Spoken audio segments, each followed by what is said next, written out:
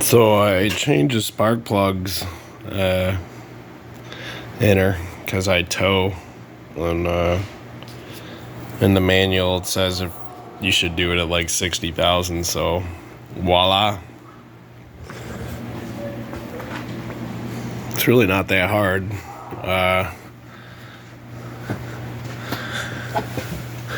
Basically, you got your coil packs right there, 1, 2, 3, 4. There's an 8mm bolt right there on all 4 of them, and then the coil pack just slides right out. It's like a rubber boot spark plug thing, just like a distributor cap, I guess, but like underneath that thing. Those little clippies come off, so I just did them one at a time. The old ones look like shit. The 4th cylinder, the one way back there, you have to turn it and then pull it out to get it in between those 2 vacuum lines there, whatever those are. When you go to put it back in, it goes in at an angle, so it doesn't want to like sit on the top of the spark plug right. That one was a fucking pain in the ass.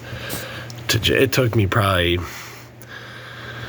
10 tries, maybe 15 minutes, taking a break, coming back, and then I finally got it to sit correctly. It's just a pain in the butt because all that junk's around it, so you gotta fandangle it right. I kind of had to like push it in from this side while I was pushing it down, so it would kind of go in straight and seat properly, but it's nothing super crazy, and we kind of just wiped it down a little bit. Probably gonna brush out this entire engine cabinet after a couple winters. But yeah, it runs way better now with new spark plugs. Like, you could tell immediately. It felt like the day I bought it. I was just dogging a little bit. I thought it was because I hadn't been running the intake turbo cleaner that I always put in there, which I'm due for. I probably should have did it last oil change because I usually do it every other, but I missed it, so we'll get in there again. Do that. It usually runs really good after you run some of that through it for a while. It just always likes it. But yeah, the spark plugs were, after towing, it says it right in the manual. You're supposed to change it at 60 if you're towing. I think you can go to 100,000 if you're not towing.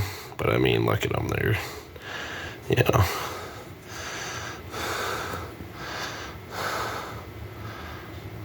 They're pretty shot.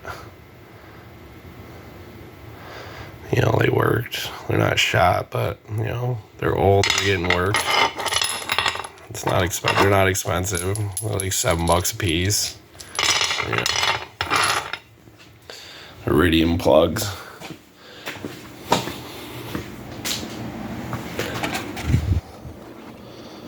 SP549 CYFS 12YRT3.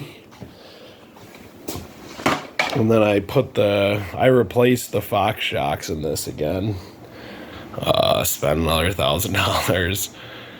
I mean, they last about 50,000 miles, and from when I talk to people and looking online, that's about what you're gonna get. So, you know, you get all that performance, but you know, the durability's not there. I mean, you know, usually you get quite a bit more out of your shocks. I guess it depends on how you ride it too. I go up and down mountains all the time for work, and you know, load big cable reels in the back and stuff. So, but I mean, putting a new set of shocks on this thing in the front and the back just made it just rides so tight. I really like that Fox suspension. And I remember when I changed it, when I bought it, because I'm used to I had a WRX before I got this, so it just had that really stiff front end, you know, with a boxer. So it just, I don't like it when it baby carriages and dives and stuff. So these Fox shocks are just so tits. They're very stiff, not in a bad way. Like they give when they need to, but when you're just driving, they're just super stiff. And, while I was in there, I blasted up the bushings and the grommets for the ball joint and the upper control arm on both sides and the lower control arm. You can get like some silicone grease and just blast it up. Rubber, it won't degrade the rubber or nothing, so you just blast them up. The A-arms are still good. I mean, even the upper, which I'm surprised, because when you put that Fox shock in there, it really puts it to the top of the, it really pitches that A-arm pretty good. But it's fine. I mean, so I thought about getting some new control arms, but it's not necessary, so the shocks definitely need to be replaced, but all of Ford's linkage is pretty good. So, yeah. So I'm just updating Fox shocks.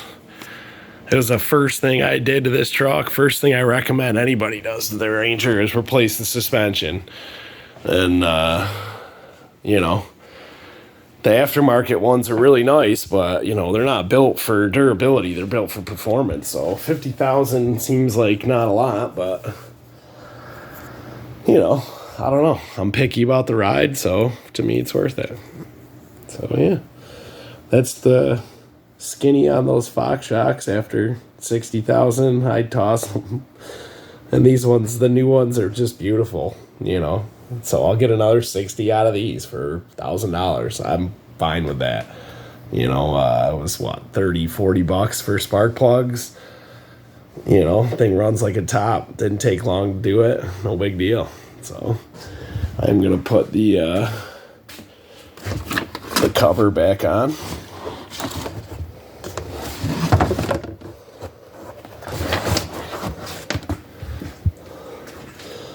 And call it a job.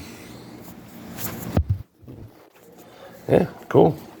Hope everybody's enjoying their Rangers. And if you got some cool stuff from yours, share it up. I love it. I like to see different ones. I saw one today. It was like a Lariat, fully loaded, but it was like black and it had these like digital camo like graphics like along here and like up on the hood. It was really cool. I like those digital camo. It looked cool on the black. I was wondering whose truck it was. It was sweet. And yeah, that Lariat package looked really nice. I just, that's a lot of money. So whatever. Yeah, take care, guys.